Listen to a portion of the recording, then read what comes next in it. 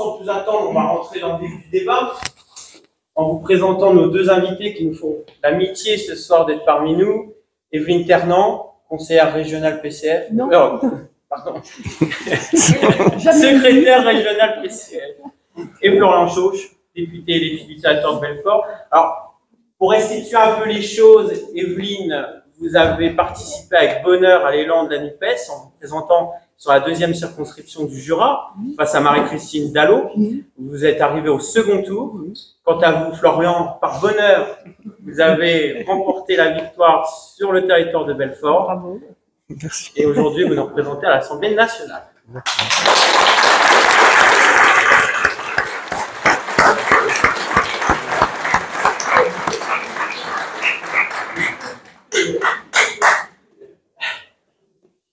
On va commencer sans plus attendre, avec une phrase qui a été prononcée par Elisabeth Borne dernièrement. Nous présentons une réforme juste, équilibrée et nécessaire. Alors Florian, vous sortez de 3 semaines un petit peu intenses quand même dans l'hémicycle. Qu'est-ce que ça vous évoque? Bonsoir à toutes et tous. Déjà, je tenais à remercier l'Union écologique et sociale pour l'invitation et ainsi que tous les militants qui ont organisé cette soirée. Alors, qu'est-ce que ça nous évoque? Apparemment, ça évoque pas grand-chose ni à nous, à l'Assemblée nationale, ni aux Français qui sont mobilisés depuis quelques semaines lors des différentes manifestations et qui vont continuer, je l'espère, dans les jours qui suivent. Donc, on nous dit que c'est une réforme qui est juste.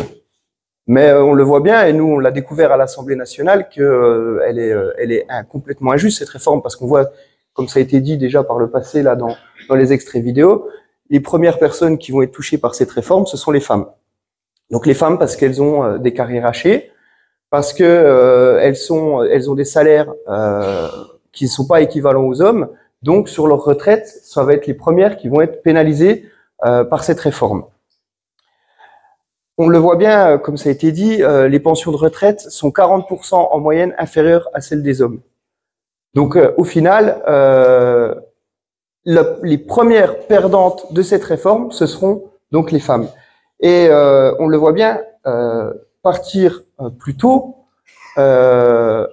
partir plus tard, pardon, comme ils le disent, partir travailler 2 ans de plus, ça aggrave aussi parce que quand les retraités, quand les gens qui arrivent à la retraite, 40% ne sont déjà plus au travail. C'est-à-dire qu'il y a des gens qui sont déjà en arrêt maladie, il y a des gens qui sont déjà au chômage. Donc en fait, ce qu'ils ne prennent pas en compte aussi dans cette réforme, c'est que les gens qui vont arriver, qui devront travailler 2 ans de plus, au final, ils vont faire soit 2 ans de plus en arrêt maladie, soit 2 ans de plus au chômage. Parce que c'est très difficile à partir d'un certain âge de retrouver du travail malheureusement. Et donc, ça, c'est aussi des coûts qui ne sont pas pris en compte dans leur réforme. Donc, leur réforme, ils disent on va faire une économie de 17 milliards parce que on a besoin de 15 milliards pour financer les réformes, parce que d'après le COR, le Conseil d'orientation des retraites, on risque d'avoir un déficit. Alors ça, c'est pareil. Le COR, il dit ce qu'il veut, mais il avait prévu il y a quelques années qu'en 2022, on aurait un déficit. Or, on a été excédentaire de 3,2 milliards. En 2021, on a été excédentaire de 300 millions. Donc, on voit bien que les prévisions du corps, elles sont pas forcément justes. Mais quand bien même elles seraient justes, est-ce que ça justifie de faire travailler les Françaises et les Françaises 2 ans de plus? Donc ça, pour nous, c'est quelque chose qui est injuste parce qu'on va faire reposer cet allongement, ce financement du système de retraite sur les travailleurs. Et pas sur le capital, comme l'a dit Fabien Roussel, où on pourrait effectivement taxer les grandes entreprises, taxer les dividendes, arrêter les exonérations de cotisations sociales sur les heures supplémentaires. Enfin, on a proposé, nous, 10 000 manières de pouvoir financer, financer ce déficit. Ensuite, il est injuste aussi pour les carrières longues. Parce que on l'a vu, je ne sais pas si vous avez suivi un petit peu les débats à l'Assemblée nationale. Moi, je l'ai appelé la réforme saute-mouton. Parce que si vous avez commencé à travailler à 15, 17 ou 19 ans, vous devrez cotiser 43 annuités. Par contre, si vous avez commencé à travailler à 14, 16 ou 18 ans, vous allez cotiser 44 annuités. Alors ça, c'est quand même un comble. Si on a commencé à 17 ans, c'est 43. Si on a commencé à 18 ans, c'est 44. Si on a commencé à 16 ans, c'est 44. Pourquoi? Ils n'ont pas su nous l'expliquer. Donc aussi, nous, c'est ce qu'on a voulu savoir lors des débats à l'Assemblée nationale, parce que vous avez vu que c'est des débats qui ont été assez houleux. Les ministres, on a posé des questions, ils étaient acculés sur leur banc, ils n'ont pas pu nous donner une réponse à ces questions. C'est quelque chose, ils ne l'expliquent pas. Donc ça, c'est quelque chose qui est injuste pour les carrières longues, à savoir que en 1900, la génération de 1962, il y avait 20% de la génération qui avait commencé à travailler entre 16 et 17 ans. En 86, c'est moins de 5%. Donc, c'est les gens qui sont de la génération entre 61 et 72, donc les gens qui ont actuellement entre 51 et 61 ans, qui seront les premiers pénalisés par cette réforme. Parce que avec la réforme Touraine, on devait arriver progressivement à l'âge à 43 annuités de cotisation. Et là, ils veulent accélérer, c'était jusqu'à 1973, et là, ils veulent tout de suite passer les générations 1961-1972. Donc, les carrières longues vont aussi être les premiers pénalisés par cette réforme. Ensuite, ils disent que c'est une réforme qui est équilibrée. Alors, on a eu le bâton, 62 à 64 ans, ils nous ont mis la carotte, 1200 €. 1200 €, tout le monde à 1200 €, 2 millions de personnes à 1200 €. Alors, première chose, c'est qu'on apprend que c'est 1200 € brut, c'est pas net. Ils ont annoncé 2 millions de personnes qui allaient toucher 1200 €. Alors, on a insisté, on a demandé, est-ce que vous avez des rapports, est-ce que vous avez des chiffres, enfin des études pour justifier ces 2 millions de personnes? On n'a pas eu de réponse. Alors, 48 heures avant la fin de l'examen du texte, monsieur le ministre est allé s'expliquer devant Léa Salamé, et là, c'est passé de 2 millions à 200 000 personnes. Alors, on a demandé à l'Assemblée nationale, on a dit, bah alors c'est combien de personnes? C'est 2 millions, c'est 200 000? Parce que pour nous, on a des études comme quoi ça serait beaucoup moins. Et au final, on s'aperçoit que ça serait 250 000 personnes qui vont franchir le cap des 1200 € bruts. Et 40 000 nouveaux retraités chaque année sur les 800 000 annuels. Donc au final, c'est de la poudre aux yeux, leurs 1200 €. Parce qu'il faut avoir une carrière longue, il faut avoir été au SMIC toute sa vie. Donc au final, ça concerne que très peu de personnes. Alors il parlait d'une revalorisation de 100 €. C'est pareil, on leur a demandé combien de personnes allaient être valorisées de 100 €. Ils n'ont pas été capables de nous fournir un seul chiffre. Et on se rend compte que tout ça, c'est de la poudre aux yeux. C'est de la poudre aux yeux qu'ils essayent pour faire vendre leur réforme parce qu'ils savent très bien que dans l'opinion publique, ça ne passe pas. Personne n'en veut. Et les 1200 € bruts vont concerner au final 1,5% des retraités annuels. Donc ça veut dire que ceux qui touchent pas à l'heure actuelle 1200 € bruts, il y en a seulement 1,5% qui vont les toucher. Et 5% des nouveaux retraités. Donc on voit bien que l'arnaque, elle est là. Et c'est pour ça qu'ils voulaient pas de débat. C'est pour ça que sur cette réforme, ils ont fait ça, ils ont passé ça en 47.1, ils ont passé ça dans un projet de loi rectificatif de la sécurité sociale. Chose qui n'avait jamais été faite depuis 1958. Ils auraient pu faire un projet de loi organique, mettre plusieurs séances, des semaines, des mois pour en discuter, parce que c'est quand même une réforme qui va voler 2 années de vie aux retraités. Les 2 plus belles années, c'est celles où on est en meilleure forme, on arrête le travail, on se dit, on va pouvoir s'investir dans le milieu associatif, on va pouvoir s'investir en politique, dans les conseils municipaux, par exemple, devenir maire, ou s'occuper de ses petits-enfants. Et donc, cette réforme, elle est complètement injuste, et donc ils ont essayé de mettre une carotte avec ces 1200 €, et on voit bien que c'est du mensonge. Et est-ce qu'elle est nécessaire? Alors là, nécessaire, comme je vous le disais tout à l'heure, le corps, il prévoit un déficit, alors c'est une prévision, mais ça va dépendre de la situation économique. Donc on peut faire des prédictions, mais on n'en est pas sûr. Comme je vous disais, 2022, ils annoncent un déficit. On est en excédent de 3,2 milliards d'euros. Et 15 milliards, au final, qu'est-ce que ça représente sur un budget de 350 milliards d'euros?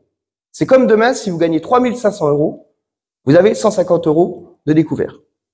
Alors, est-ce que vous allez être fiché Banque de France tout de suite? Est-ce que c'est la banqueroute? Non, c'est pas la banqueroute. Ça représente même pas 5% du budget total de la caisse de retraite. Donc on voit bien que ce prétexte, c'est juste une idéologie en fait, c'est de faire travailler les gens plus longtemps. Parce que quand on est dans le système capitaliste, macroniste, quelqu'un qui travaille pas, c'est quelqu'un qui est pas productif. Et eux, ils veulent qu'on soit productif. Et même si on doit crever au boulot, faudra crever au boulot. Ils en ont rien à faire. Eux, ce qu'ils veulent, c'est faire du pognon. Et donc, Où là aussi ils sont pas honnêtes, c'est que moi je siège en commission des finances, parce que chaque député siège dans une commission, il y en a 8. Alors il y a commission de la défense, commission des finances, commission des affaires sociales, développement durable, enfin, il y a 8 commissions. Et en commission des finances, on a quand même voté au mois de décembre le projet de loi de finances, donc c'est le budget de l'État, avec un déficit de 160 milliards d'euros. Donc là, ça n'a pas choqué le gouvernement de voter une loi qui prévoyait 160 milliards de déficit. Elle a 15 milliards pour les retraites. C'est catastrophique. Il faut changer de système. Il faut faire travailler les gens plus longtemps. Donc c'est là où on voit qu'ils sont malhonnêtes. Et nous, on dit on a déposé beaucoup d'amendements. Alors oui, effectivement, on a déposé beaucoup d'amendements. Alors on pourra en reparler après.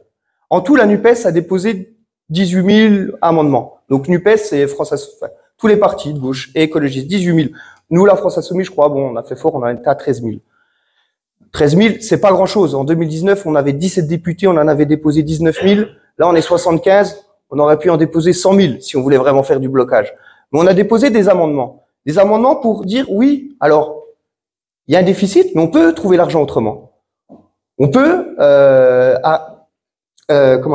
annuler la suppression de la CVAE, la cotisation sur les valeurs ajoutées des entreprises. Ça représente 16 milliards d'euros. On peut mettre fin aux inégalités hommes-femmes et mettre les salaires au même niveau que ceux des femmes, que des hommes, pardon. Et ça rapporterait 12 milliards d'euros. Donc, ne serait-ce que mettre l'égalité salariale entre les hommes et les femmes, on comble le déficit de la caisse de retraite. On pourrait faire un ISF renforcé. L'ISF, c'était quand même 3 milliards qui a été supprimé. Et un ISF renforcé, comme on le propose, c'est 10 milliards qu'on peut faire rentrer dans les caisses de l'État. Et comme je vous l'ai dit, on peut supprimer les exonérations sur les cotisations sociales, et c'est 2 milliards supplémentaires. Donc des solutions, on leur en a proposé 500 pour financer autrement le projet, leur réforme. Et on leur a dit, c'était après l'article 3. On leur a dit, vous savez, on n'a pas besoin d'aller à l'article 7.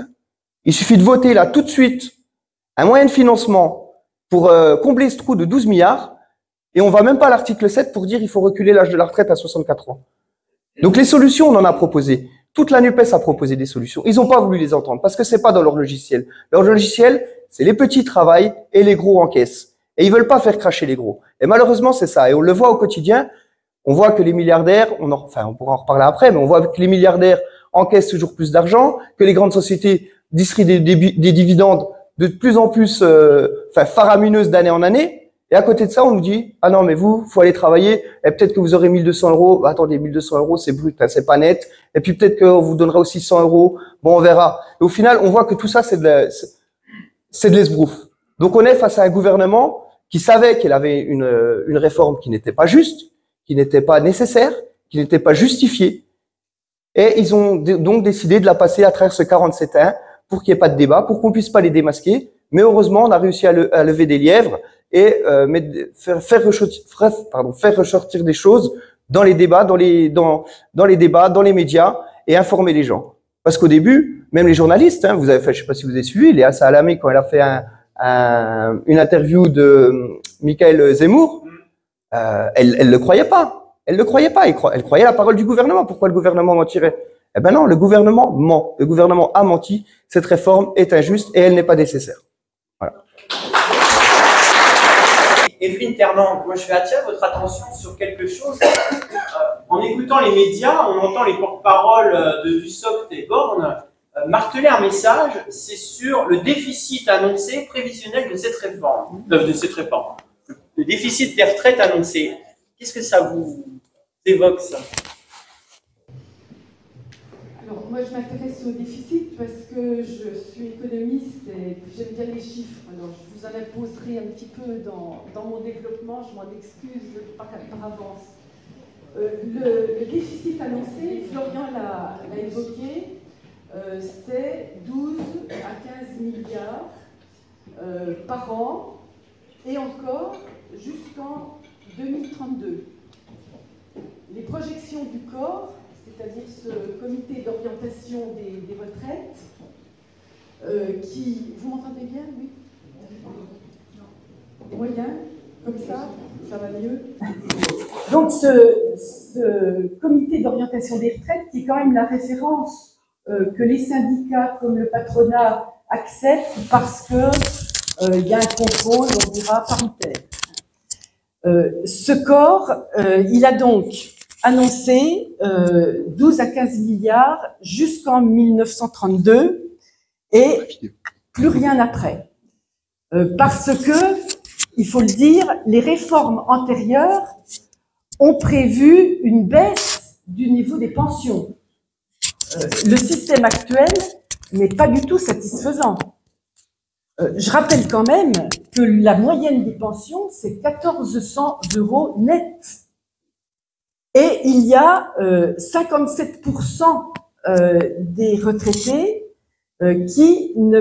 pardon, je vais pas me tromper sur les chiffres. 37% des retraités qui gagnent 1000 € ou moins, dont 54% des femmes. Donc, le niveau des retraites est insatisfaisant et quand on aborde la question de cette réforme, il ne faut pas seulement l'aborder sur la question du contre, du non, de l'opposition. Il faut aussi nous demander, nous, force de gauche, qui avons l'objectif de conquérir le pouvoir et de répondre aux besoins humains, nous devons nous dire quelles réformes nous proposerions. Et il va falloir que nous développions ce point dans notre réunion. Donc, je reviens au déficit. Ce déficit, il représente entre 0,5% et 0,8% du PIB, c'est-à-dire les richesses produites annuellement, et ce, jusqu'en 2032 seulement. Et après, c'est l'équilibre, d'après le corps. Alors bien sûr, ces chiffres, ils sont à prendre avec des pincettes. Florian l'a bien dit, comment peut-on raisonnablement faire des projections jusqu'en 2070? Le corps évalue la croissance, le chômage, la productivité du travail jusqu'en 2070. Bon, il y a 3 ans, qui imaginait qu'il y aurait une pandémie? Qui imaginait qu'il y aurait la guerre en Ukraine? Qui imaginait qu'il y aurait une récession? Donc, des prévisions dans ce système capitaliste instable et incertain, les prévisions jusqu'en 2070, c'est éminemment aléatoire. Mais bon, en tout cas, ce déficit, pour vous donner un ordre de grandeur, en 1946, quand Ambroise Croizat et le gouvernement issu du Conseil national de la résistance, en partie, pose les fondations de la sécurité sociale, la dépense a été de 100% du PIB, dans un pays dévasté par la guerre, en partie détruit. Et là, on nous chipote, on nous dit qu'il n'est pas possible, dans la 7e puissance mondiale de cette planète, de faire face à un déficit de 0,5 à 0,7% du PIB. Donc, évidemment qu'il est possible, très facilement, à très peu de coûts, de faire face au déficit. Donc, ce n'est pas le problème. Le déficit n'est pas le problème. Alors, où il est le problème? Parce que le gouvernement, il a un problème de finances publiques. Le problème, c'est qu'il veut baisser le niveau des dépenses publiques. C'est ça le projet. Ce n'est pas le déficit du système de retraite. C'est baisser à tout prix les dépenses publiques de 18 à 20 milliards. Ils espèrent, avec la réforme, gagner par an 18 à 20 milliards d'euros. Pourquoi? Eh bien parce que ils vont financer la baisse des impôts qu'ils veulent continuer à faire. Impôts en direction des entreprises, Florian a évoqué les impôts de production. Les impôts de production, quand même, ils ont baissé 15 milliards ces 3 dernières années par an. et c'est 8, 7, tu as dit 7, 8 milliards pour 2023 et 2024. Donc, la baisse des impôts pour baisser les déficits que tu as évoqués, et ils se sont engagés là-dessus. Moi, j'aime bien citer les textes. Alors, voilà le texte que tu as dû voir dans le projet de loi de finances. Voilà ce qui est annoncé. Les mesures du programme présidentiel seront mises en œuvre tout en garantissant la soutenabilité de nos finances publiques, en maîtrisant l'augmentation de la dépense publique dans toutes ses sphères. La soutenabilité des finances publiques ne se fera pas par une hausse des prélèvements obligatoires. Hors réduction justifiée des niches fiscales et sociales, bon, bien sûr, hein, c'est un petit peu la promesse. Et le moment important, la maîtrise des dépenses publiques repose principalement sur des réformes structurelles, la réforme des retraites notamment. Voilà, donc la réforme des retraites, c'est fait pour baisser les dépenses publiques.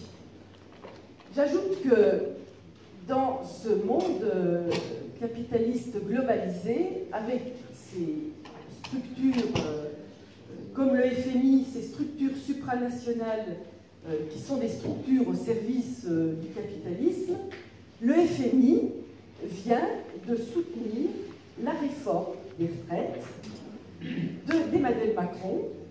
Je cite, « Le FMI a apporté son soutien », c'était dans les Échos. Moi j'aime bien la presse patronale parce qu'elle est souvent très claire sur ce qui se passe. Le Fonds monétaire international a apporté son soutien lundi à la réforme des retraites à la veille d'une journée de grève, estimant qu'elle aiderait la France à faire des économies tout en renforçant le marché du travail.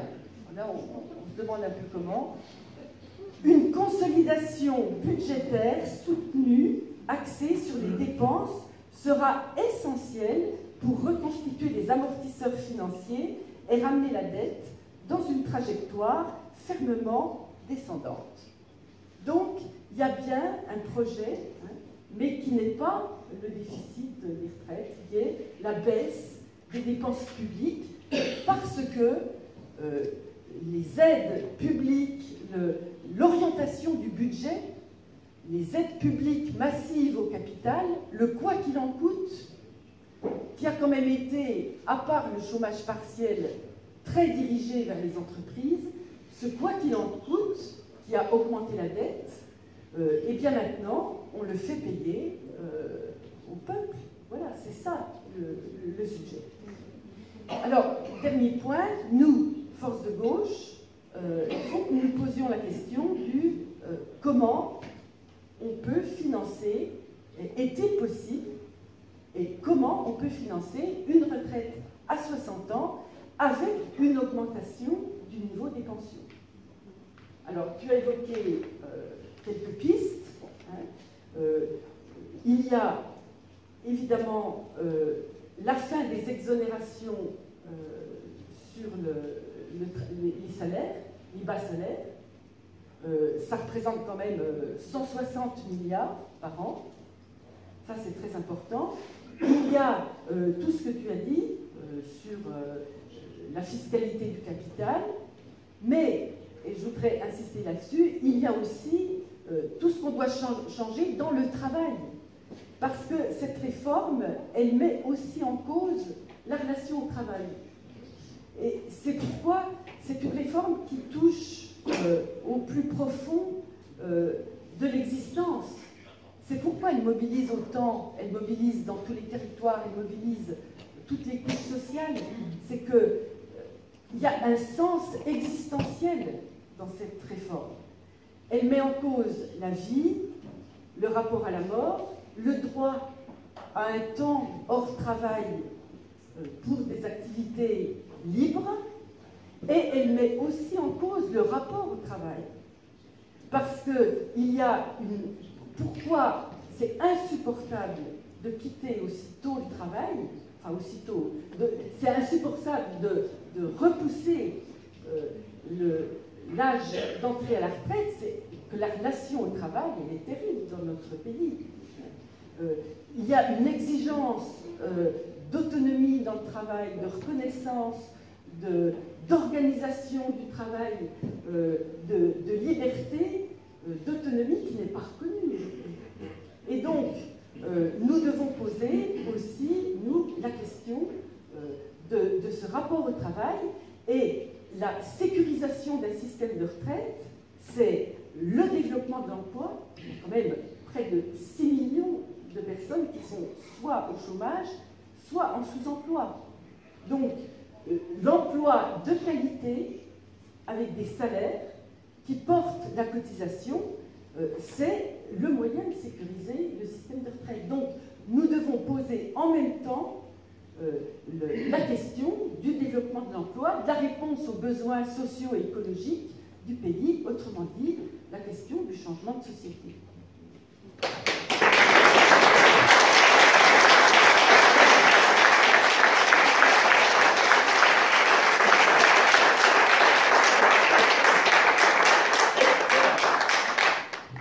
Une question, le gouvernement utilise beaucoup le 47.1 pour légiférer.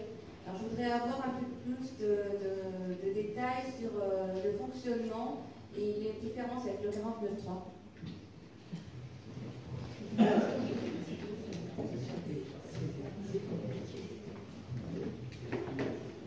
Alors en fait, c'est l'article 47 de la Constitution.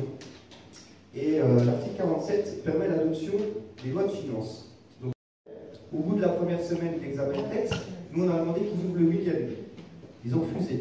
Et là, vendredi dernier, on a demandé à ce qu'on ouvre des séances. L'Assemblée était fermée cette semaine, la semaine prochaine, pour continuer à débattre. Ils n'ont pas voulu. Donc l'article 47.1 permet de contraindre les débats. Et donc, comme je vous dis, il faut que ça fasse en tout 50 jours. Donc, ça part là, le texte est parti au Sénat. Il va revenir. On va voir ce que le Sénat, s'il a modifié le texte ou s'il a adopté le texte que le gouvernement a proposé.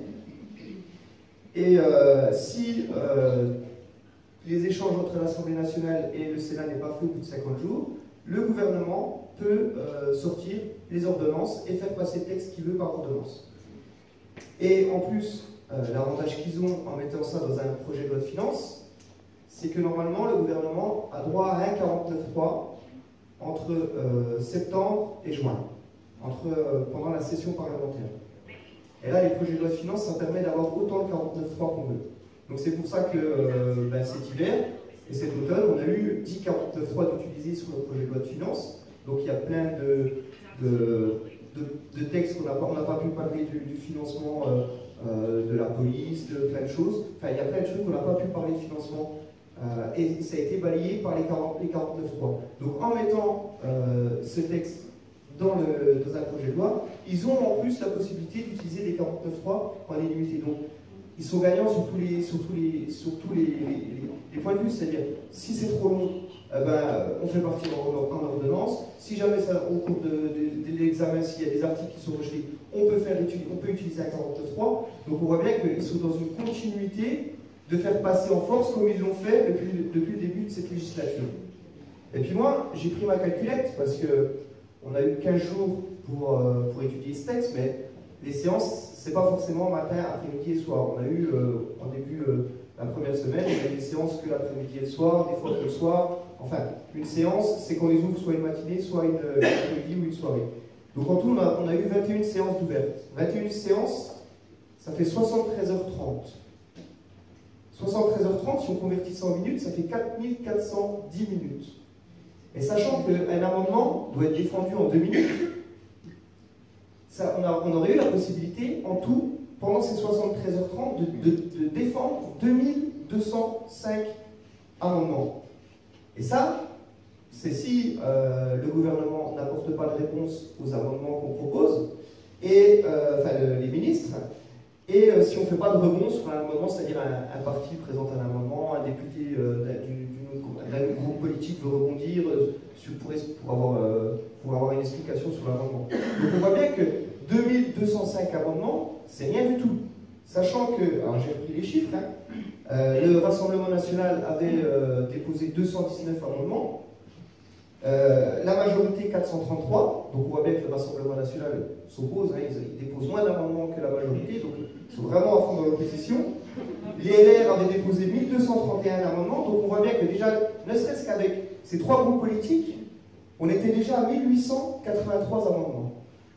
Donc si la NUP aurait voulu déposer un certain nombre d'amendements pour rester dans ce temps contraint, on aurait dû déposer 322 amendements. 322 amendements, c'est moins que la majorité présidentielle. Donc on voit bien que les dés, ils sont pipés dès le départ. Dès le départ, c'est pipé. Alors c'est sûr, on nous dit oui, vous faites de l'obstruction, Ben, oui, nous on a estimé qu'il ne fallait pas que ce texte passe. Alors, on a eu des différences, vous avez pu voir. Nous, on n'a pas voulu que l'article 7 il soit voté. On n'a pas voulu que l'article 7 il soit voté parce qu'on n'était pas sûr d'avoir une majorité, parce qu'on l'a bien vu à la fin vendredi soir. Les LR ont applaudi la majorité a applaudi les LR parce qu'ils ont trouvé un accord sur les cartes longues. Donc les LR auraient voté, à part quelques dissidents, auraient voté l'article 7.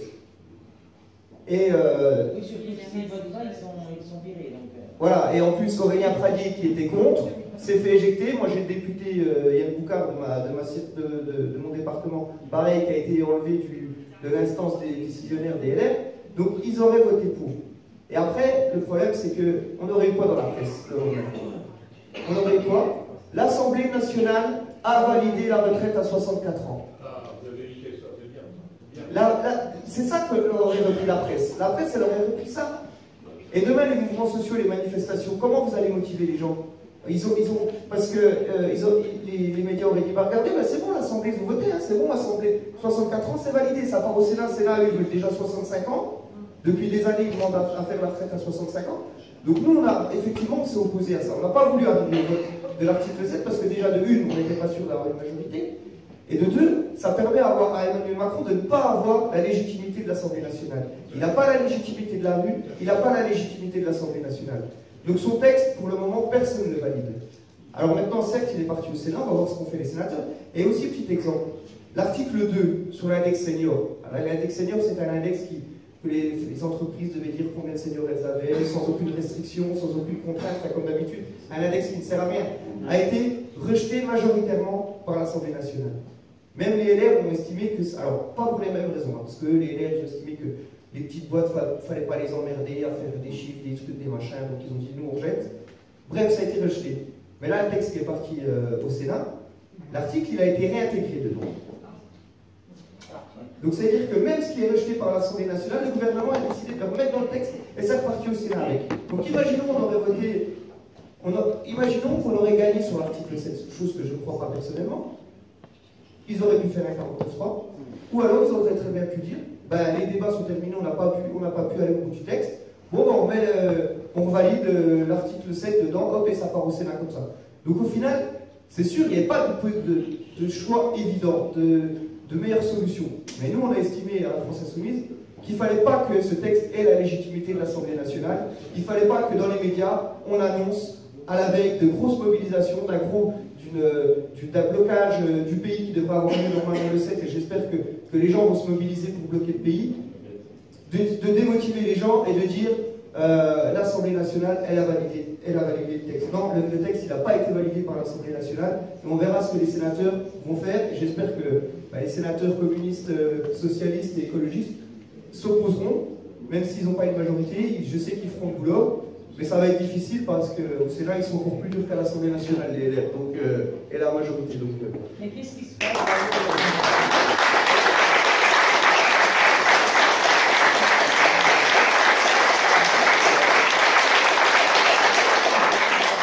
C'est que sur ce sujet, il y a eu des divisions au sein de la NUPES, et on est là pour dire les choses très franchement. Hein. Il y a eu des appréciations différentes.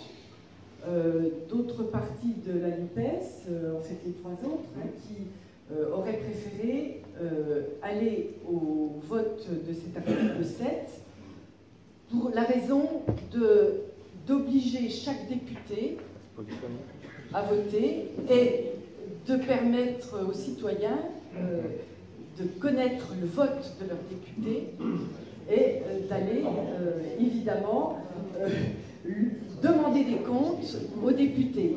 Mais je pense que de toute façon, ce ce qui est important de se dire, c'est que c'est Macron et le gouvernement qui piétinent le Parlement et qui nous obligent de toute façon à de mauvais choix, parce qu'on avait le choix entre sabrer les amendements ou, voilà, pour voter l'article 7 ou mettre les amendements et ne pas aller au vote. Donc c'était de toute façon des mauvais choix, et je pense qu'il ne faut pas tomber dans le panneau de la division des forces de NUPES. Là, je crois que vraiment l'important, c'est pas ce qui va se passer à l'Assemblée nationale, c'est pas là que va se jouer le rapport de force, c'est le 7 mars, et après, c'est vraiment le peuple, la rue, notre capacité à tenir dans la durée, parce que de toute façon, il y a un moment où le gouvernement va dire 49.3 ou pas,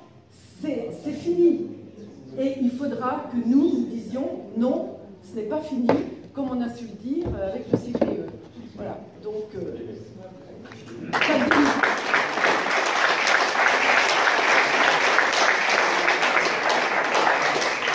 oui, de toute façon, il y a mensonge du gouvernement qui a fait croire qu'il y avait un minimum de pension qui serait à 1200 €. D'abord, ils étaient très vagues sur le brut ou le net. Et puis ensuite, ils ont dit qu'il y avait un minimum, ce qui n'est pas vrai, hein, puisque Florian l'a rappelé dans son intervention liminaire, en réalité, c'est 1200 € pour une carrière complète au SMIC, et ils sont actuellement à 1100 €. Hein. C'est-à-dire que c'est éventuellement 100 € de plus et brut. Et en réalité, 53, je crois que Michael Zemmour a dit 53 € en moyenne pour ceux qui vont acquérir. Alors, on nous demande comment faire, mais comment faire pour relever cette pension. Mais je pense qu'il faut aborder la réforme progressiste des retraites dans toute sa dimension. C'est-à-dire que nous sommes pour une retraite à 60 ans, à taux complet, avec, alors, le programme de la NUPES dit 40 annuités. Et là, comme on est en franchise, en transparence totale, et que la NUPES, c'est une alliance, mais qui est en construction, et que son programme n'est pas du tout le programme achevé, il y a des points de désaccord. Je pense qu'il faut mettre très clairement sur la table ce qui nous sépare et ce qui sera réglé, je pense, dans le débat avec les citoyens, démocratiquement. Donc, le programme NUPES dit 60 ans, 40 annuités. Sauf que l'entrée dans la vie active, elle est en moyenne actuellement de 23-24 ans. Plus tard pour ceux qui font des études. Donc, 40 ans, 23-24 ans, ça ne fait pas de 60 ans de retraite. Et donc, nous posons, alors nous les communistes, hein, nous posons sur la table la question de l'inclusion des années de formation et d'études dans le décompte des annuités. Alors, pas forcément un pour un, mais voilà, pour aller à 60 ans. Voilà, ça c'est le premier point. Le deuxième point, c'est le financement, qui est extrêmement important. Actuellement, les retraites représentent environ 14% du PIB. Nous estimons que pour une retraite à 60 ans, avec un taux de remplacement, c'est-à-dire le rapport au salaire, de 75%, ce qui n'est plus, hein, parce que les réformes Sarkozy, Fillon, puis Touraine, elles prévoient quand même une diminution. Donc, pour revenir à ce niveau de taux de remplacement, il faut un financement qui représente 2% du PIB en plus. C'est-à-dire qu'il faudrait passer, en gros, à 16% du PIB. Donc, ça demande des financements importants. Et nous proposons, alors ça, là aussi, c'est quelque chose que nous communistes, nous mettons sur la table, qui n'est pas aujourd'hui dans le programme NUPES, c'est un autre système de cotisation. Alors on dit tous qu'il faut peut-être en terminer avec les exonérations de cotisation, mais nous allons plus loin, nous proposons un système de modulation de cotisation dans lequel les entreprises auraient droit à des diminutions de taux quand elles augmentent l'emploi, de façon à ce que la cotisation soit incitative à un bon comportement par rapport à l'emploi, par rapport au salaire. Et au contraire, une pénalisation quand elles font des licenciements boursiers, des délocalisations, etc. Voilà. Donc, un système d'incitation pour développer l'emploi et consolider, comme je le disais tout à l'heure, un système de retraite qui repose sur le salaire et la cotisation. Voilà, donc je réponds mais de façon indirecte, on n'a pas une proposition précise pour le relèvement. Dans le programme NUPES, il y a quelque chose de clair, c'est pas une pension en dessous du SMIC. Et ça, je pense que c'est une proposition forte, là où il y a accord de toutes les forces de la NUPES. Donc voilà, la réponse, c'est pas une pension en dessous du SMIC. Évidemment, on a oublié de vous choisir On a pu voir lors de la dernière après-midi, vendredi après-midi, on nous accusait de faire des tunnels d'amendements, de bloquer le débat, mais ça a plus levé en tout cas certains lièges. Donc on a l'histoire des 1 200 €, on a l'histoire des 43 ou 44 annuités, on a aussi cette histoire de chômage qui augmenterait de 3% et des salaires qui baisseraient à l'horizon, je crois, d'une douzaine d'années de 11% apparemment. Alors effectivement, c'est comme je disais tout à l'heure, le chômage augmenterait forcément parce que les gens, il y a 40% des gens, comme j'ai dit tout à l'heure, qui arrivent à la retraite qui ne travaillent pas. Donc si on recule l'âge de 2 ans, ces gens-là vont rester au chômage et forcément il y aura plus de gens. Et en faisant travailler les autres qui ont déjà travaillé plus longtemps, la place pour les jeunes, on ne la laisse pas. Donc forcément, ça augmente le chômage. Et on peut le voir qu'il y a certains pays, je crois que c'est notamment en Suède, le Premier ministre a interpellé Emmanuel Macron en disant on a passé la retraite à 67 ans, donc eux ils sont allés encore plus loin. Ne le faites surtout pas. Ne le faites surtout pas. Économiquement, c'est pas viable. Donc comme le disait Evelyne, de toute façon, c'est pas une réforme juste, ils ne peuvent pas justifier ça au niveau financier parce que ça ne fonctionnera pas.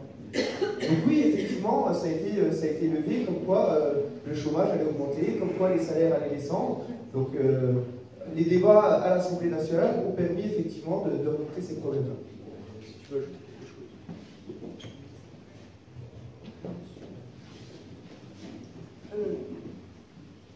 Ils disent, je reprends l'argumentation du gouvernement,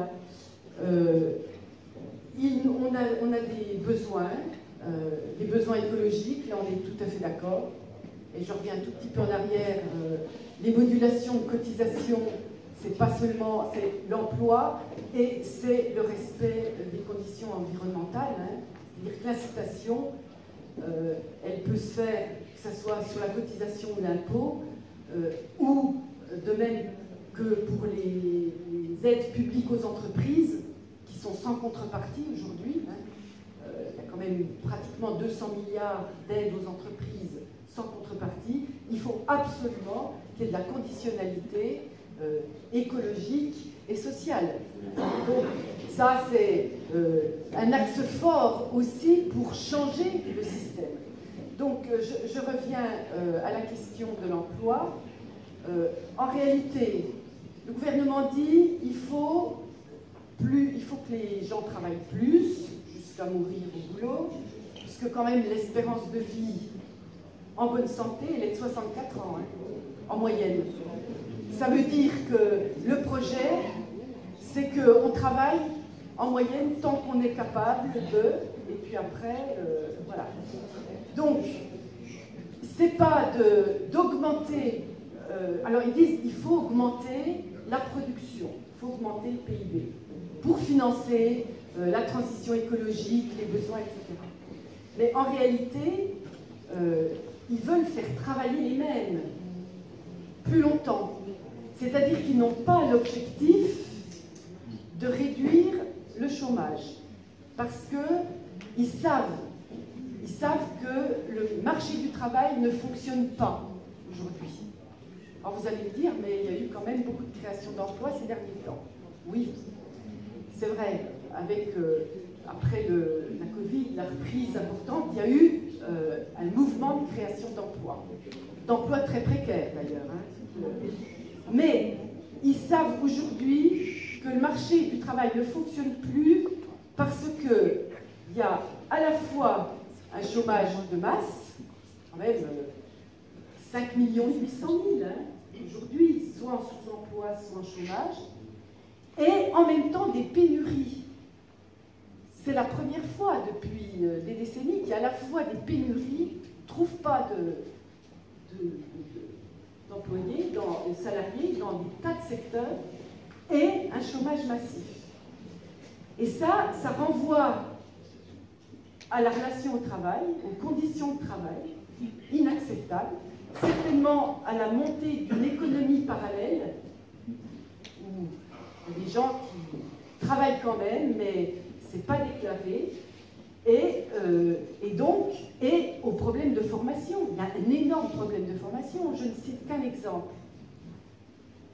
Les centrales nucléaires. Je sais que c'est un sujet qui divise, mais je ne parle pas de la transition énergétique. Je parle de la réparation actuelle des problèmes de maintenance nucléaire. On a dû faire venir 100 salariés américains de Westinghouse pour les soudures, parce qu'on n'a plus les compétences en France. Vous vous rendez compte? On n'a plus les compétences de soudure en France. Donc on a un énorme problème de formation. Donc le pouvoir sait que ça ne fonctionne pas parce qu'on a des problèmes de formation, de système éducatif. Et donc, ils savent ils ne pourront pas réduire considérablement le chômage, ils ne pourront pas répondre parfaitement aux besoins là où il y a de la pénurie de main-d'œuvre. Donc, on fait travailler ceux qui sont en place, ceux qui répondent aux besoins d'employabilité. Voilà, c'est ça aussi le système capitaliste. Je vais juste rebondir. Alors, j'aurais pris un autre exemple. J'ai visité l'usine. J'aime bien provoquer, moi. J'ai visité l'usine Alstom à Belfort où ils font des trains. Et effectivement, pour faire des trains, il faut des soudeurs. Et ils n'en ont pas. Ils n'en trouvent pas. Donc, ils vont rouvrir. Ils sont en train de réfléchir à rouvrir une école de formation pour former des gens à la soudure. Mais après, ce que je voulais dire, c'est que après, c'est une vision de la société. C'est quelle société on veut. Est-ce qu'on veut retourner au temps de nos grands-parents à travailler jusqu'à 65, 66, 67 ans, voire plus? Ou est-ce qu'on veut une société du progrès social, avoir du temps pour vivre, avoir du temps pour s'occuper de notre famille, tout ça? Et on le voit bien que c'est une vision idéologique. Comme le disait Evelyne, 200 milliards sont faits, de cadeaux fiscaux sont faits aux grandes entreprises. Et à côté de ça, moi j'ai des amis entrepreneurs qui sont coiffeurs, qui sont carleurs. Nous, on est écrasés sous les taxes. Ben, je leur dis oui, mais à un moment, si l'État allait prendre ce qu'il faut aux grandes entreprises, c'est-à-dire au CAC 40, aux GAFAM, à tous ces gens-là qui font des milliards de bénéfices, qui payent jamais quasiment rien. Moi, je l'ai vu avec General Electric, à Belfort, ils externalisent les brevets en Suisse, ils vendent tout à la Suisse, c'est la Suisse qui fait les bénéfices. Comme ça, ils ne payent pas d'impôts en France. D'ailleurs, ils ont le parquet national financier aux fesses. Donc à un moment, il faut aller chercher l'argent là où il est. Et après, on pourra dire aux petites entreprises, effectivement, si on prend au-dessus, on pourra peut-être voir pour essayer de réguler les charges sur les petites entreprises, les TPE, PME, qui eux, proportionnellement, payent plus d'impôts que ces grandes entreprises. Et c'est pareil pour les impôts sur le revenu.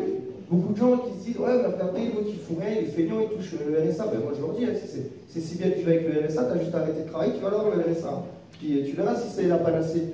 Mais à un moment, on fait reposer l'impôt sur le revenu sur les classes moyennes, parce qu'au-dessus, proportionnellement, ils payent rien, quasiment rien, les millionnaires et les milliardaires.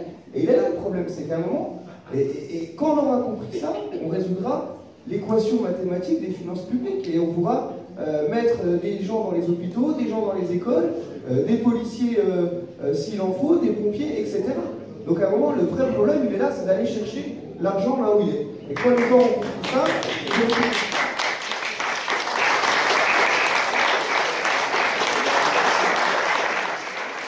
en fait, on demande encore aux Français, aux travailleurs et aux travailleuses de combler le déficit. Hein. On ne demande pas, comme je l'ai dit avant, aux plus riches ou aux grandes entreprises de faire un effort.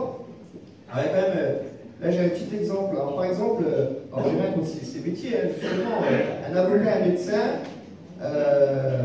ou un cadre, un ingénieur, quelqu'un qui aurait fait des études, il commence à travailler à 25 ans. 25 ans, avec 43 annuités, ça l'amènerait à travailler jusqu'à 68 ans. Or, l'âge d'annulation de la décote, c'est 67 ans.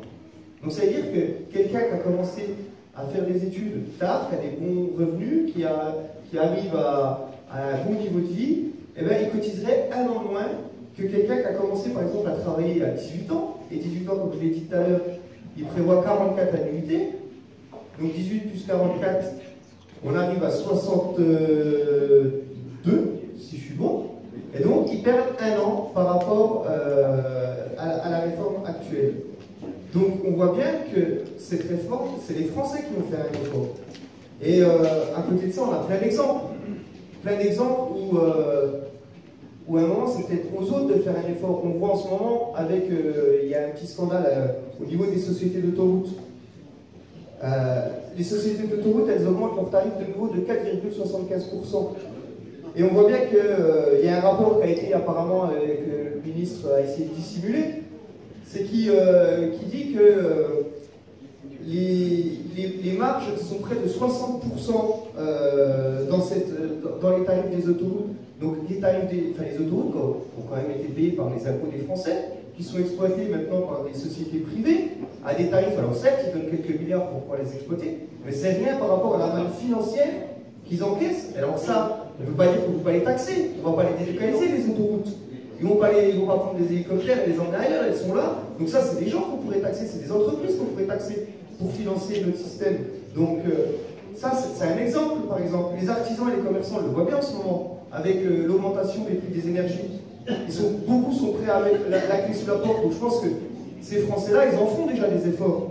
On le voit aussi avec les salaires qui stagnent depuis des années. Moi, j'étais fonctionnaire territorial avant, enfin je le suis toujours, je suis en disponibilité. Mais je veux dire, moi j'ai travaillé 11 ans dans la fonction publique, l'augmentation, j'en ai quasiment jamais vu. Donc les Français ils font déjà des efforts. On voit Total Energy qui fait des bénéfices records en 2022, 36 milliards d'euros de bénéfices, alors qu'on a le prix de l'essence qui est à 1,80 €, 1,90 €, 2 €, ça dépend des semaines. Ça varie de semaine en semaine. Donc, ces entreprises-là, on pourrait leur demander de faire un effort, de contribuer, de taxer leurs super profits. Et puis les milliardaires, on l'a déjà dit, hein, mais les milliardaires ont doublé leur fortune pendant la crise du Covid. C'est plus de 200 milliards d'euros d'augmentation depuis 2020. Bernard Arnault, il possède autant que 20 millions de Français. Vous imaginez ce que ça représente? Donc je pense que les Français au quotidien, ils en font des efforts. On le voit bien, il y a des Français qui font attention pour faire les courses, comme tout le monde. Il y a un Français sur 20, je crois, un Français sur 20. Alors attendez, je vérifie mes chiffres, hein, parce que je ne veux pas que je dise de bêtises. Mais, j'en trouve plus. C'est ça dans les feuilles avec plein d'arguments. Donc, enfin bref, je crois que c'est un Français sur 20 qui ne saute pas à l'heure actuelle. Donc c'est quand même énorme. Enfin, je veux dire, on en arrive à des points où on voit bien que les Français font des efforts au quotidien. Et à un moment, il ne faut plus que ça soit aux Français de faire des efforts, il faut que ça soit à ceux d'en haut, comme je vous l'ai dit tout à l'heure. Grandes entreprises, aux multimilliardaires, à ceux qui sont les moyens de se payer des voyages aux fusées pour une demi-heure faire un tour, une demi-heure autour de la Terre, et là on ne leur demande pas leur bilan carbone, non, les médias les applaudissent, on dit ouais, c'est super. Donc à un moment, il faut qu'il y ait une volonté politique d'aller taxer ces gens-là et de redistribuer l'argent dans les caisses de l'État afin de financer nos systèmes de retraite et nos services publics.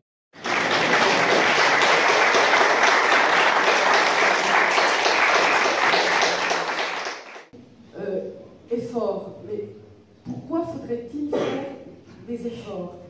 Et je reviens à l'argument du gouvernement. On vit plus longtemps, donc il faut travailler plus. Et ça paraît être une évidence. Et puis un autre argument, le ratio actif sur retraité ne cesse de diminuer, donc il faut faire quelque chose. Donc il y a des arguments démographiques. Et là, je pense qu'il faut déconstruire ces arguments démographiques. On vit plus longtemps, donc il faut travailler plus. Mais toute l'histoire sociale longue nous montre absolument le contraire. On a cessé de vivre plus longtemps et le temps de travail n'a cessé de diminuer. Moi, j'ai pris quelques exemples. En 1900, l'espérance de vie, elle est de 45 ans. Voilà, aujourd'hui, en 2020, enfin j'ai les chiffres de 2020, l'espérance de vie, c'est 79 ans, pour les hommes et 85, s'excuse, pour les femmes. Voilà, donc on a pratiquement augmenté de 50% l'espérance de vie. La durée du travail, pendant le même temps, la durée du travail, en 1892, elle est fixée par semaine à 84 heures. C'est la première fois qu'on limite la durée quotidienne de 11 heures pour les femmes et les enfants. 11 heures pour les femmes et les enfants, assortie du travail de nuit. Donc en 1900, la journée de travail est ramenée à 10 heures, soit 70 heures par semaine. Donc, en un siècle et 20 ans, on est passé d'espérance de vie de 45 ans et d'une durée de travail de 70 heures par semaine à ce qu'on connaît aujourd'hui. Et en 1912, l'âge de la retraite est fixé à 65 ans et il y a seulement 8% de la population qui arrivait à cet âge-là. Voilà. Et à tel point que la CGT de l'époque disait on donne la retraite à des morts. Donc on voit bien que l'histoire sociale, c'est que l'espérance de vie augmente du fait des progrès médicaux, du fait aussi de la baisse de la durée du travail, et que, en même temps, effectivement, l'âge de la retraite s'est avancé. Voilà. Et pourquoi ça a été possible? C'est parce qu'il y a des progrès de productivité énormes. En 1950, là j'ai pas les chiffres de 1900, mais 1950, le PIB par habitant c'est 8 000 euros d'aujourd'hui, 8 000 euros constants. Et en 2010 c'est 32 000, c'est-à-dire qu'on multiplie par 4 ce que peut produire un individu. Et donc c'est un paramètre essentiel ça, la productivité du travail, la répartition des richesses, comme tu l'as bien dit, et la productivité du travail. Voilà. Donc, nous faire croire que parce que on vit plus longtemps, il faut travailler plus longtemps, c'est absurde.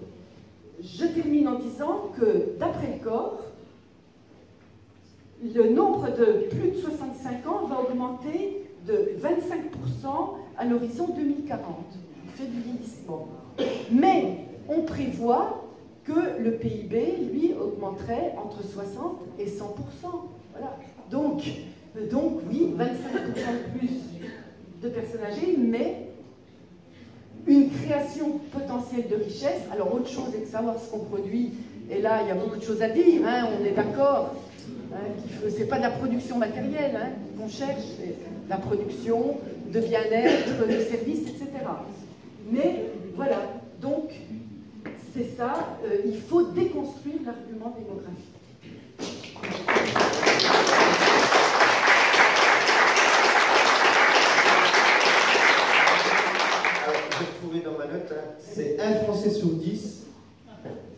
dit avoir sauté un repas en 2022 et 4 Français sur 10 ont le sentiment de devoir se restreindre sur leur alimentation. Donc, demander encore des efforts aux Français, voilà, c'est un peu culotté. Et je rebondis à ce qu'a dit Evelyne, c'est que on vit plus longtemps, donc on travaille plus longtemps, donc elle a bien résumé, mais en fait c'est parce qu'on travaille moins qu'on vit plus longtemps. Donc c'est pour ça, cette réforme, elle va à contresens du progrès social. Je vais faire un petit tour sur l'article 7, parce que c'est vrai que ça passionne les débats. Mais à savoir que quand le gouvernement propose un texte, on peut déposer une motion de suppression qui a été déposée, et la motion de suppression aurait permis d'éliminer le texte. Elle n'a pas été votée. Elle n'a pas été votée. Il y a une motion référendaire après qui a été déposée par le RN, donc ça n'a pas été voté parce que c'était le RN. Mais il faut se rendre compte qu'à l'heure actuelle, le nombre de députés de la LUPS, c'est 149. On a 149 députés. La majorité, ils en ont 250. Le RN, ils en ont 88. Donc même si le RN vote la motion vote contre l'article 7, on serait à 237. Donc ils ont toujours une longueur d'avance sur nous. Alors après, il y a l'IOT, c'est les indépendants qui sont partagés, une partie est contre, une partie est pour. Il y a des non-inscrits, on ne sait pas trop, et les LR, on ne sait pas trop quel est le rapport de force. Donc après, c'est un jeu d'échecs, je veux dire, on ne sait pas qui va voter quoi. On aurait une grosse majorité, on serait sûr que la majorité des LR voterait contre. On aurait pu aller à l'article 7, ça affichait les députés, les gens auraient vu leurs députés à voter pour la retraite à 64 ans, mais ça n'empêche pas les gens, ça n'empêche pas vous, si vous avez un député LR, de lui envoyer des courriers, de lui envoyer des mails. Voilà, mais c'est ce qu'il faut que les gens fassent. Il faut mettre la pression sur les députés. Parce que de toute façon, le texte, il va revenir à l'Assemblée nationale. Après le Sénat, il va revenir. Il va y avoir un vote. Il va y avoir un vote, donc on verra bien à ce moment-là. Mais nous, le risque nous paraissait trop grand pour nous que l'article 7 soit adopté. S'il est adopté pour nous, comme vous dites, il y a déjà du chemin à faire à l'heure actuelle pour mobiliser les gens. Alors imaginez, ça sera apparu dans la presse, les députés ont voté la retraite à 64 ans. Ben vous découragez tout le monde, enfin une grande partie. Alors est-ce qu'il fallait mieux afficher les députés ou essayer de consolider le mouvement social? Alors même si on n'est pas d'accord avec les syndicats auraient voulu aussi aller à l'article 7. Nous on a dit... Pas tous, on s'en fout. Oui, non mais pas tous, mais voilà. Mais ce que je veux dire par là, c'est qu'il n'y a pas de solution idéale. Il n'y a pas de solution idéale. On peut faire un débat tranquille quand même.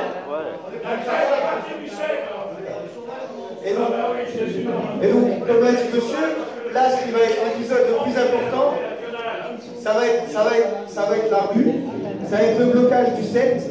Il faut que les salariés se mettent en grève, il faut bloquer le pays.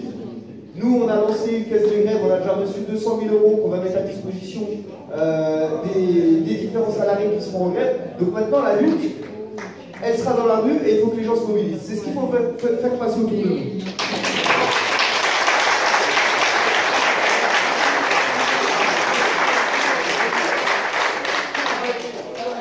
Juste un petit mot pour dire que la grève par procuration, ça ne marchera pas cette fois-ci. Il y a des secteurs qui, en 2020, notamment les cheminots, ont fait plus de 20 jours de grève. Et on pensait qu'en finançant leur grève, ça marcherait. Et là maintenant, on sait que ça ne marche pas. Il faut vraiment qu'il y ait de nombreux secteurs qui rentrent en lutte. Même si on finance, on fait des caisses de grève, le problème c'est vraiment l'élargissement du mouvement. Aujourd'hui, c'est ça l'enjeu, le 7 mars et après. Sur la première question, on voit bien qu'ils ont déjà commencé en s'attaquant à l'assurance chômage, en diminuant de 25% la durée de l'assurance chômage. Donc oui, effectivement, ça va être la prochaine étape. Et ensuite, pour la question de monsieur, dans un projet de loi, il y a une partie recettes qui passe en premier et une partie dépenses ensuite. Donc je pense que cette histoire des caisses de retraite était dans la partie dépenses. Et vu que c'était après l'article 7, on n'a pas eu le temps d'étudier cette question. C'est pour ça que ce n'est pas plus dans les débats à l'Assemblée nationale. de le faire savoir. C'est vérifiable, c'est juste.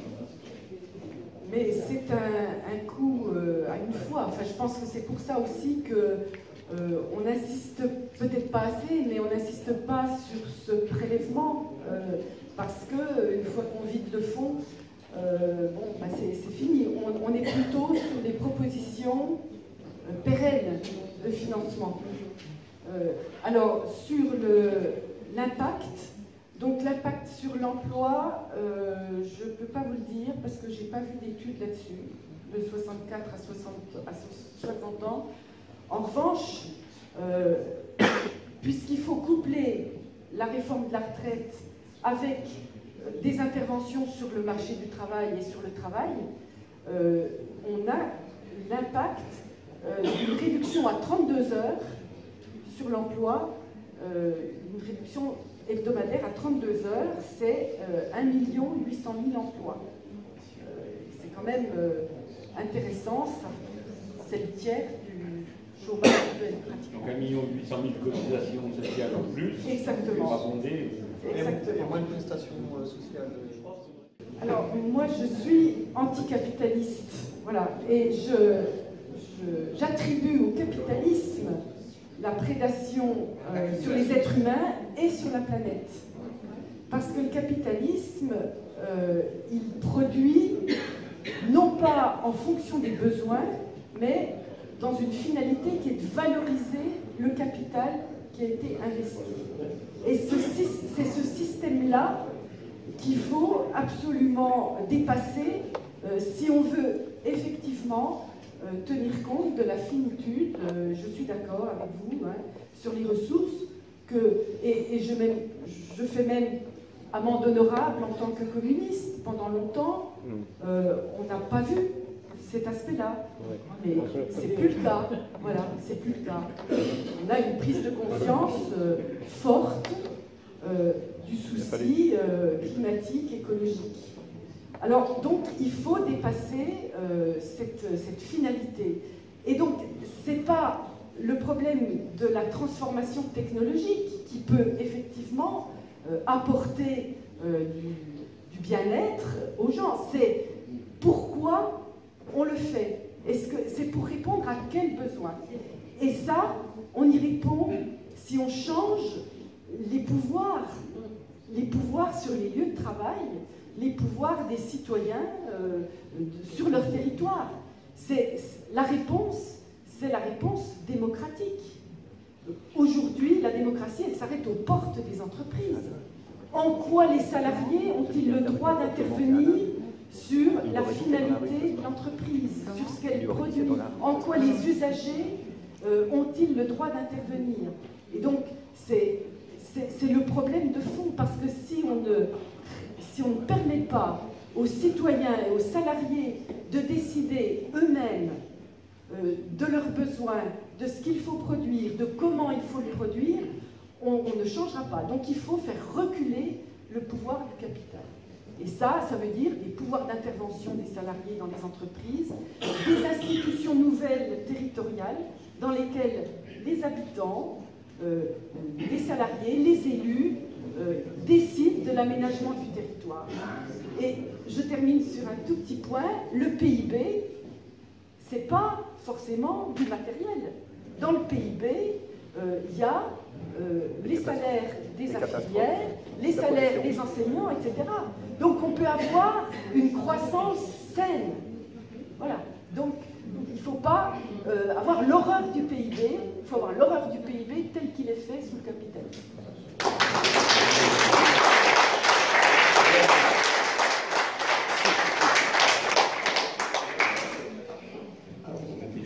Pour les machines, effectivement, on pourrait taxer les machines, ou on pourrait augmenter les salaires des gens qui travaillent à côté des machines.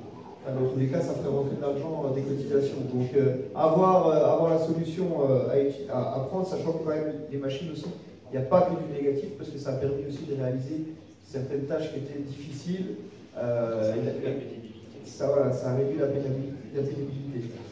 Par rapport à l'écologie, je ne sais pas si vous avez vu la déclaration de Christophe Béchu, je crois que c'était ce matin. Il faut préparer notre pays à 4 degrés de réchauffement climatique, prévient le ministre de la Transition écologique. Il invite à sortir du déni et à construire une stratégie d'atténuation pour se préparer au pire. 4 degrés. Alors, il faut savoir qu'à 4 degrés, il n'y a aucune étude d'impact qui a été faite. Si ça augmente de 4 degrés, ouais, non, mais voilà, c'est la catastrophe. La France perd ses institutions, les gens sont dans la rue, il n'y a plus rien qui pousse, c'est la catastrophe. Donc ils en sont conscients, mais est-ce qu'ils prennent des mesures? Écoutez, il était pessimiste. Pardon? Il était assez pessimiste. Oui, oui, mais on le voit bien. On est au mois de février, ils ont fait des alertes, comme quoi il n'y avait pas assez d'eau qui était tombée ces dernières semaines. On l'a bien vu l'été dernier, donc si ça continue comme ça, comment ça va être cet été? Et je veux dire, on a vu aussi, et là, c'est pas pour lancer une polémique, mais je veux dire qu'on a dû éteindre des centrales nucléaires, ralentir des centrales nucléaires parce qu'on n'avait plus assez d'eau dans les fleuves. Je veux dire, ce réchauffement climatique, il nous pénalise, il va nous pénaliser au quotidien. Et donc il faut vraiment que ceux qui sont au pouvoir, le pouvoir de prendre des décisions, réagissent. Et donc là, il y a vraiment effectivement une urgence. Sur la première partie de la question, sur les aides publiques qui sont données aux entreprises, j'ai mon collègue député Christophe Bex qui a fait une bonne intervention la semaine dernière en disant au final, quand on fait des aides publiques, on monte au capital de l'entreprise. Donc pourquoi on n'est pas décisionnaire? Pourquoi l'État n'est pas décisionnaire de ce que va faire cette entreprise avec cet argent? Et si elle récolte des bénéfices, pourquoi l'État n'en récolte pas aussi une partie? Parce que c'est monter au capital de donner des aides publiques comme ça. Et donc ça a été une remarque qui est très pertinente, mais qui, la majorité, comme d'habitude, n'en a que faire. Ils ne veulent pas écouter parce que pour eux, les entrepreneurs sont tous des gens très bienveillants qui ne pensent qu'à créer de l'emploi et bien payer et bien rémunérer leurs salariés. Mais c'est effectivement, c'est une remarque qui est très pertinente. Mais avec les idéologues qu'on a actuellement au pouvoir, ça n'a que très peu de chances d'être entendu.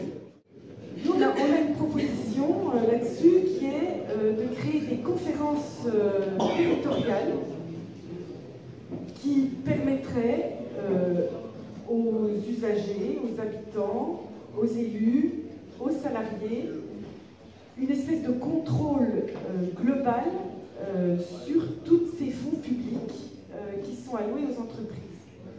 Je pense qu'il faut avancer la notion de contrôle social, parce que cet argent, c'est le nôtre, et on doit pouvoir, effectivement, exiger des comptes, faire un suivi de ces aides, et avoir au départ l'éco-conditionnalité, c'est-à-dire un engagement sur l'emploi, les salaires, l'environnement, et ensuite un suivi pour s'assurer que les engagements sont bien suivis.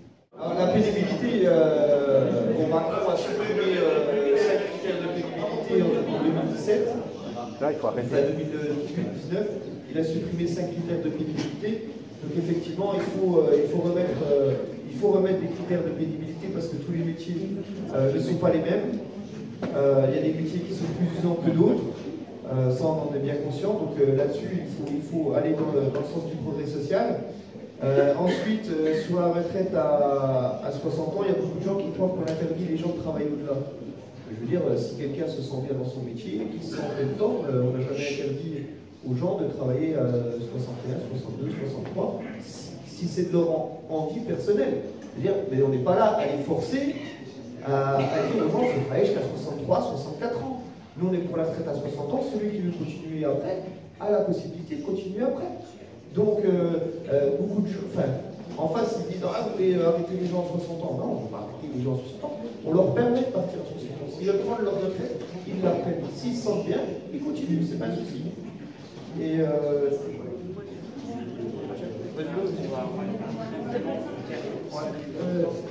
dans le programme NUPES, il est prévu qu'il y aurait des départs avant 60 ans pour les métiers pénibles. Donc je crois que c'est un vrai sujet et qui n'est pas du tout exclu. 60 ans, c'est la norme.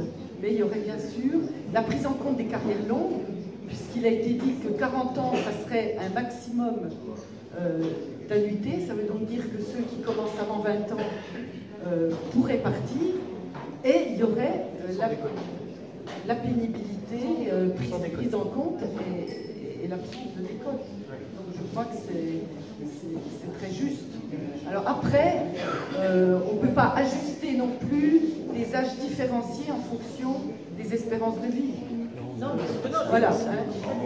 Et puis, dernier point, si on défend les régimes spéciaux, c'est bien parce que il y a une prise en compte des différences de métiers, ce qui ne veut pas dire qu'il ne faille pas revoir la façon dont ils sont proposés, mais les régimes spéciaux, ils avaient cette caractéristique de prendre en compte des pénibilités différentes de métiers. Je pense aux cheminots, à ceux qui travaillent de nuit, etc. Ah oui. Directive de l'Europe ou le choix du gouvernement, j'ai envie de dire les deux en général, parce que c'est effectivement des engagements vis-à-vis de l'Europe, mais il ne faut pas oublier que nos gouvernements sont d'accord avec cette politique et ces normes néolibérales de l'Europe. L'Europe, elle fonctionne en intergouvernemental, hein, essentiellement. Donc, le jour où un gouvernement français veut que les normes d'austérité sur les budgets, sur la dette, soient imposées, soient déverrouillées, eh bien, il l'obtiendrait. Donc, le gouvernement se réfugie parfois derrière des normes européennes auxquelles il adhère. Donc, c'est les deux, effectivement. Déjà, on va tous se retrouver ensemble le 7 mars. On va commencer par là. Et je ne pense pas qu'on soit en opposition entre forces politiques et syndicats. Il y a eu des couacs, il y a eu des divergences, elles ont été exprimées, elles sont derrière nous. Là maintenant, ce qu'il faut voir, c'est tout le travail qu'on a à faire ensemble pour gagner. Parce qu'effectivement, je rejoins ce qu'a dit le camarade syndicaliste, c'est très important de mettre Macron en échec, parce que s'il passe, il y aura d'autres réformes qui vont passer, et il y a un rapport de force qui va être terrible sur la fin du quinquennat. Et en revanche, le mettre en échec nous ouvre des perspectives considérables, y compris sur l'alternative, ensuite, sur la construction de l'alternative et de l'alternative politique. Donc, moi je pense que nous sommes en accord, en construction d'un accord profond, et je remercie les organisateurs de ce débat, parce qu'un débat comme ce soir, qui permet d'aller au fond, eh bien, ça consolide les convictions, ça consolide notre envie de travailler ensemble, et ça consolide les perspectives de victoire future.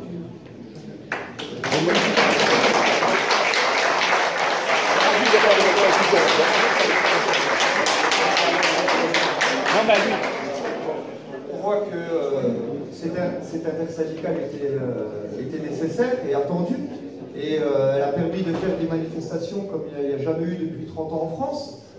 Donc on voit bien que l'union, elle fait la force, que ce soit au niveau des syndicats, et on le voit bien aussi au niveau des partis politiques de la gauche et écologiste, que cette création de la NUP, alors avec le peu de temps qui a été mis à disposition pour le faire, alors, certes c'est pas parfait, mais ça a permis d'avoir un groupe, chaque parti politique a pu avoir un groupe parlementaire à l'Assemblée nationale, on a pu créer un intergroupe, et donc on le voit bien que de toute façon, que ce soit au niveau des politiques ou des syndicats, l'union fait la force. C'est comme dit le dicton, donc à un moment, il faut continuer dans cette voie-là.